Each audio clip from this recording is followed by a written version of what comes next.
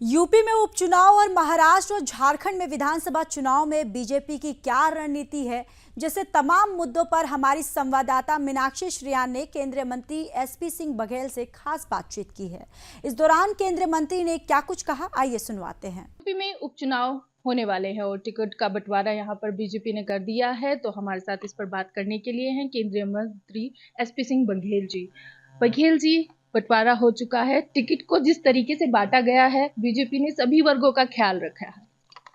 सबका साथ सबका विकास की तर्ज पर और जात क्षेत्र धर्म उसको भी बैलेंस किया गया है और केंद्र सरकार की कल्याणकारी योजनाओं को लेकर, राज्य की योजनाओं को लेकर, राज्य के लॉ एंड ऑर्डर को खासतौर से लेकर के और बूथ अध्यक्ष से लेकर राष्ट्रीय अध्यक्ष की परिश्रम की पराकाष्ठा से निकले हुए पसीने से कमल खिलेगा और ये उपचुनावों को हम लोग जीतेंगे।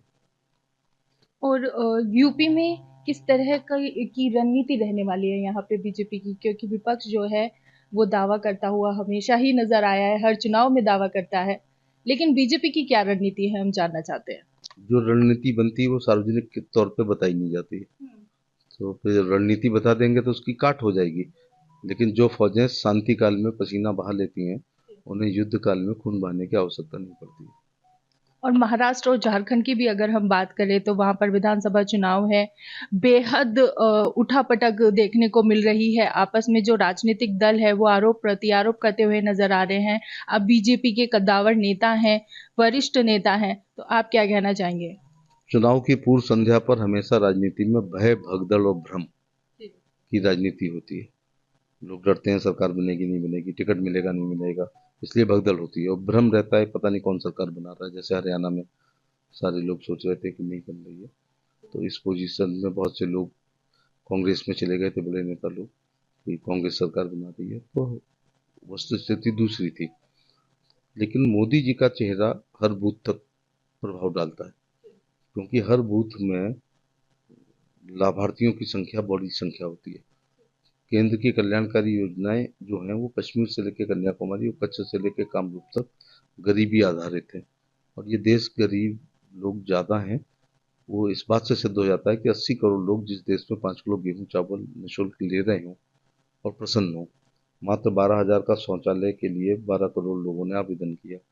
1,20,000 का देहात में और 2.5 लाख के शहर में प्रधानमंत्री शहरी और ग्रामीण आवास के लिए हम राजनीतिक लोगों के घर रोज सुबह लोग आते हैं। इसी प्रकार से 12 करोड़ किसान 2-2 हज़ार की किसान सम्मान निधि लेने के लिए उस तारीख की प्रतीक्षा करते हैं कि कब मोदी जी एक बटन दबाएं और उनके खाते में 2,000 रुपये की किस्त आए। तो इनकी संख्या ज़्यादा है।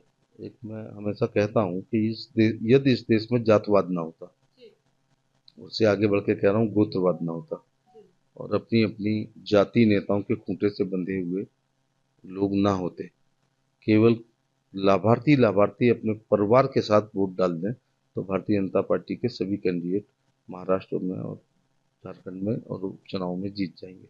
क्योंकि लाभार्थी जब 140 करोड़ आबादी है, 80 करोड़ मकान, 80 करोड़ खाना खा रहे हैं, जिस दिन वो वोट डालने जाएंगे उस दिन भी मोदी जी के गेहूं चावल खाकर जाएंगे और हो सकता है खिलाफ में वोट डालें।